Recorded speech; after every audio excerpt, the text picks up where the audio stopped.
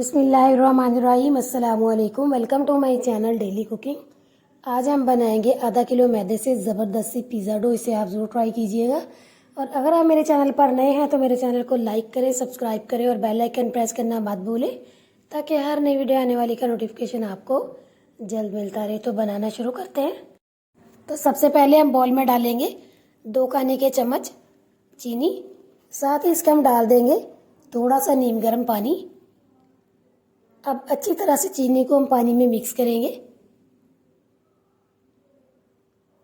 अब इसके अंदर हम डालेंगे 1 खाने का चम्मच यीस्ट यानी कि खमीर।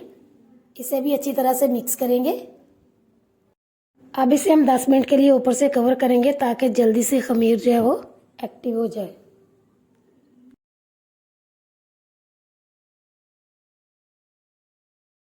तो देखिए 10 मिनट हो चुके हैं, खमीर हमारा अच्छे से एक्टिव हो चुका। अब इसके अंदर हम डालेंगे मैदा आधा किलो।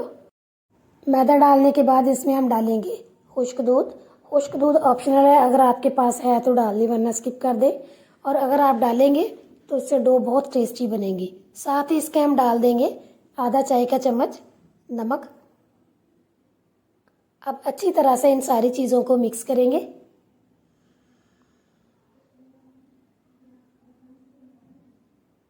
तो अच्छे से ये मिक्स हो गई।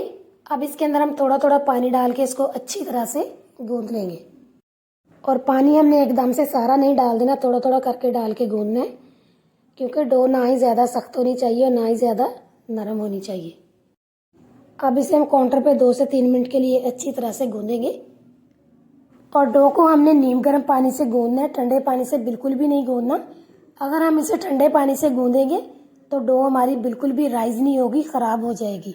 तो इसलिए इसे हमने नीम गर्म पानी से गूंदना है। तो देखिए डो को हमने अच्छी तरह से गूंद लिया है। अब हम बॉल में थोड़ा सा ऑयल डालेंगे और पूरे बॉल को अच्छी तरह से ग्रीस करेंगे।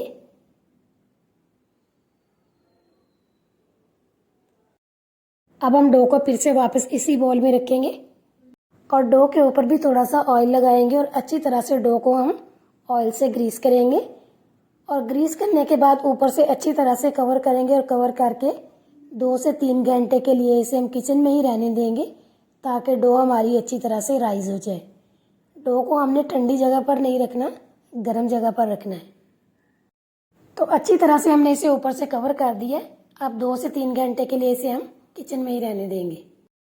तो देखिए 3 घंटे हो चुके हैं, डो हमारी बहुत ही ज़बरदस्त सी राइज हो चुकी है।